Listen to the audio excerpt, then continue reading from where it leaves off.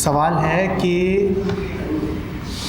समाज से दूर होने को, समाज से असंपृक्त होने को एक बहुत बड़ा टैबू, एक बड़ी बीमारी का नाम क्यों दे दिया गया है? एक गुनाह क्यों मान लिया गया है इसे?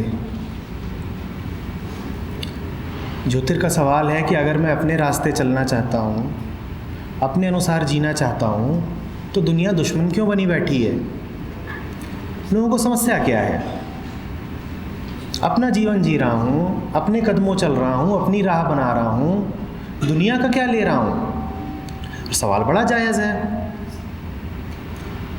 मैं तुम्हें नुकसान नहीं पहुँचा रहा, मैं तुम्हारी चोरी नहीं कर रहा, मैं अपना जीवन जी रहा हूँ, मुझे जीने दो। मैं तुम्हारे घर में घुस के नहीं बैठ रहा, मैं तुमसे छेड़खानी नहीं कर रहा, मैं दखलंदाजी नहीं कर रहा, मुझे मेरे अनुसार जीने दो। पर ऐसा होता नहीं है। तुम पाते हो कि जब भी कोई इतना चैतन्य हो जाता है कि उसका जीवन बस उसकी समझ के अनुसार चलता है, तो उसके तमाम दुश्मन खड़े हो जाते हैं। इस बात को समझना होगा कि ये दुश्मन क्यों खड़े हो जाते हैं। ये दुश्मन खड़े हो जाते हैं क्योंकि एक डरा हुआ आदमी भीड़ में ही सुरक्षा पाता है, और अगर वो उस भीड़ की तादाद कम होते देखेगा तो उसका डर बढ़ जाएगा। जिस आदमी को अपना पता नहीं होता, वो चाहता है कि वो भीड़ में चले, भीड़ में चल के उसको ऐसा एहसास होता है कि वो ठीक है, सब कर रहे हैं तो ठीक ही होगा, सबके साथ जा रहा हूँ तो सुरक्षित हूँ। ऐसे में अगर इस भीड़ की नज़र किसी एक ऐसे व्यक्ति पर पड़ जाती है जो अपनी राह अकेले चल रहा है, मस्त होकर के एक धुन गुनगुनाता हुआ चला जा रहा है, बेखौफ, किसी का डर नहीं, बिल्कुल मौज में है, दाएं बाएं देख ही नहीं रहा, अपने में मगन है, तो इस भीड़ को पसीना छूट जाता है। ये लाखों लोगों की भीड़ उस एक आदमी से बुरी तरह से डर जाती है, क्योंकि उस एक आदमी का होना ये सिद्ध कर देता है कि ये भीड़ झूठी है। उस एक आदमी का होना इस बात का प्रमाण होता है कि अगर वैसे जिया जा सकता था तो तुम ऐसे क्यों जी रहे हो। उस एक आदमी का अस्तित्व तो इस पूरी भीड़ के मुंह पर एक तमाचा होता है, तो भीड़ पूरे तरीके से बौखला जाती है और उसकी जान लेके छोड़ती है। इतिहास गवाह है कि ऐसे लोगों को कभी भीड़ ने बख्शा नहीं जो अपनी मौज में जीते थे। उनको या तो सूली दे दी, या जहर पिला दिया, या मार डाला, या समाज से बहिष्कृत कर दिया।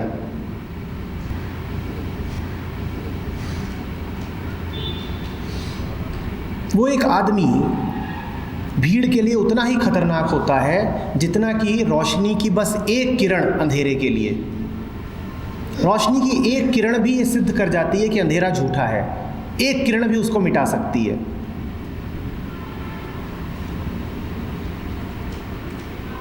तुमने देखा नहीं है, लोग भीड़ में सुरक्षा पाते हैं। तुम पूछो अपने आप से कि अभी दिवाली आ रही है, घर जाओगे तो ट्रेन में जगह मिलनी क्यों मुश्किल हो जाएगी? तुम पूछो अपने आप से कि एक ही दिन सबको आनंद कैसे दे सकता है, और क्या ये वास्तव में समझते हैं कि इसमें आनंद कहाँ है, उत्सव कहाँ है? तुम पूछो अपने आप से कि जितने दुनिया के ये ऑर्गेनाइज्ड धर्म हैं, ये अपनी तादाद बढ़ाने पर इतना जोर क्यों देते हैं? लगे रहते हैं कि किसी तरह से औरों का धर्म परिवर्तन हो जाए, हमारी संख्या बढ़ जाए, क्योंकि ये डरे हुए हैं। जो आदमी झूठा होगा वो लगातार डरा रहेगा, और इस कारण वो अपनी तादाद बढ़ाने की कोशिश करेगा। वो चाहेगा मेरे जैसे और पैदा हो जाए, होते रहे उसके जैसे हज़ार पैदा, उसका डर जाएगा नहीं। वो एक झूठा इलाज कर रहा है। 50 करोड़, 100 करोड़, 150 करोड़ तुम्हारे धर्म को मानने वाले हैं, पर अभी तुम्हें और चाहिए। तुम्हारा डर जा नहीं रहा है। तुम क्या सोचते हो, पृथ्वी की पूरी आबादी को भी तुम अपने धर्म में सम्मिलित कर लो, तुम्हारा डर क्या तब भी चला जाएगा? डर तुम्हारा तब भी नहीं जाएगा, क्योंकि तुम्हारा धर्म तुम्हारा अपना है ही नहीं। तुमने कभी जाना ही नहीं धर्म का अर्थ, तुमने जीवन को कभी समझा नहीं। तुम देखते नहीं हो, किसी से अगर तुम सच बोलो तो अक्सर उसका आखिरी तर्क क्या होता है? सब ऐसा कर रहे हैं तो हम भी कर रहे हैं। तुम क्या दुनिया से अनूठे हो? अरे दुनिया जिस राह चलती है तुम्हें भी चलना पड़ेगा। ये कमज़ोर आदमी का आखिरी तर्क है कि दुनिया जिस राह चल रही है तुम्हें भी चलना पड़ेगा। तुम में क्या यूनिकनेस है? तुम क्या खास पैदा हुए हो? तुम्हारे 3 आंखें हैं, क्या विलक्षण है तुम में? और इस तरीके के बेहुदे तर्क दिए जाएंगे तुमको, और हर तर्क का आशय सिर्फ एक होगा, भीड़ के साथ चलो, वही करो जो दुनिया कर रही है। और तुम वही करते रह गए जो दुनिया कर रही है, तो हश्र तुम्हारा वही होगा जो दुनिया का हो रहा है। अपने आसपास दुनिया कैसी है थोड़ा इसको ध्यान से देखो, आँख खोल करके। कभी सड़क के किनारे खड़े हो जाया करो और देखा करो कि ये दुनिया है कैसी, और पूछो अपने आप से कि ये जो मेरा एक छोटा सा जीवन है, मैं इसको क्या ऐसे ही जीना चाहता हूँ? किसी ने कहा है कि व्यक्ति कभी कोई अपराध नहीं करता, हर अपराध भीड़ का करा हुआ है। और दुनिया के सबसे जघन्य अपराध व्यक्तियों ने नहीं, भीड़ों ने ही करे हैं।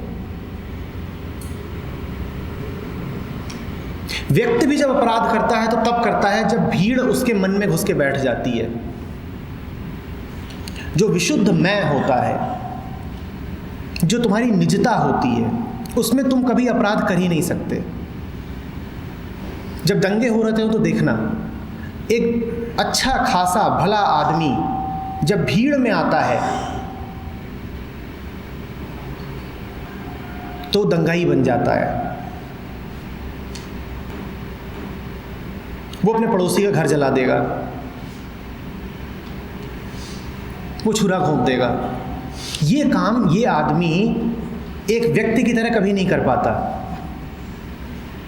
ये काम उससे भीड़ ने करवा दिया।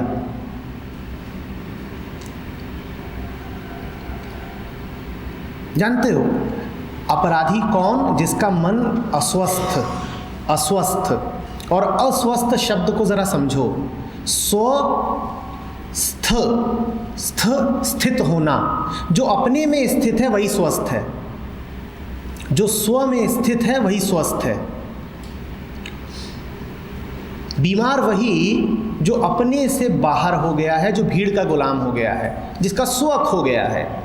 जिसका स्व खो गया उसका स्वास्थ्य खो गया, अब वो स्वस्थ नहीं रहा। और स्व खोने का अर्थ ही है, स्व खोने का लक्षण ही है कि तुम अपने आप को भीड़ का हिस्सा मानना शुरू कर दो। मुझे बड़ा अफसोस होता है जब मैं देखता हूँ तुम लोग कुछ लिखते हो या सवाल पूछते हो और कहते हो हम। मैं ताज्जुब में पड़ जाता हूँ। मैं पूछता हूँ तुम मैं क्यों नहीं बोल सकते?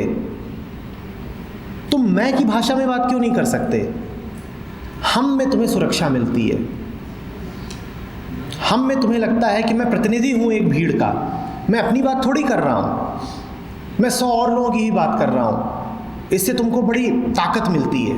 तुम्हें लगता है मेरे पीछे कोई खड़ा है, संभाल लेगा, पूरी एक भीड़ है समर्थन में। हम, अरे मैं, अपनी बात करो। तुम कहाँ हो? और देखो हम कैसी कैसी भीड़ों में पड़े हुए हैं। जहां कहीं भी तुम्हारे ऊपर प्रभाव हो वहां पर ही समझ लेना कि भीड़ में जी रहे हो। जहां कहीं भी तुम्हारे ऊपर दूसरों का प्रभाव हो वहां ही समझ लेना कि भीड़ में जी रहे हो। वो प्रभाव किसी का भी हो सकता है, दूसरे व्यक्ति का प्रभाव ही भीड़ है। भीड़ के लिए 5000 लोग नहीं चाहिए, सिर्फ एक व्यक्ति जो तुम्हारे मन पे हावी होके बैठा है वही भीड़ है।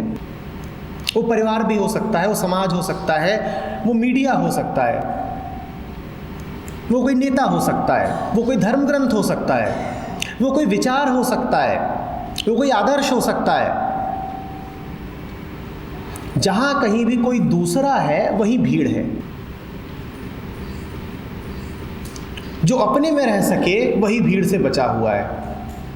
और अपने में रहने की कीमत तो तुम्हें देखो थोड़ी चुकानी पड़ेगी। भीड़ तुम्हारी दुश्मन हो के रहेगी। तो भीड़ जब तुम्हारी दुश्मन हो तो बौखला मत जाना, न ये समझ लेना कि ज़रूर मैंने कुछ गलत किया कि इतने लोग मेरे दुश्मन हो गए। अगर बहुत लोग तुम्हारे दुश्मन हो रहे हैं तो जानना कि मैंने कुछ अच्छा ही करा होगा। अगर पाओ कि पूरी दुनिया तुम्हारे विरोध में खड़ी है तो समझ जाना कि ठीक हूँ। एक वक्ता था, वो जब बोलने जाता था और उसके सामने भीड़ हो खूब और वो बोले और लोग तालियां वालियां बजा दें तो उसे बड़ा अफसोस होता था। वो कहता था आज ज़रूर कुछ गलत बोल दिया, नहीं तो इतनों को समझ में कैसे आ जाता। जहाँ कहीं भी भीड़ को अपने साथ पाओ समझ लेना कुछ चूक हो रही है, और जहाँ भी भीड़ तुम्हारे विरुद्ध खड़ी हो वहाँ समझना कि कुछ अच्छा ही घट रहा होगा। नहीं तो इतने लोग भाई सारे मूर्ख इकट्ठा हो गए हैं मेरे विरुद्ध, तो निश्चित मैं कुछ ठीक ही कर रहा हूँ, निश्चित मैं कुछ ठीक कर रहा हूँ। ये कीमत चुकाओ, डर मत जाना, ठीक है? और हिंसक भी मत हो जाना। उस भीड़ से दुश्मनी करने की ज़रूरत नहीं है, वो बेचारे तो करुणा के पात्र हैं।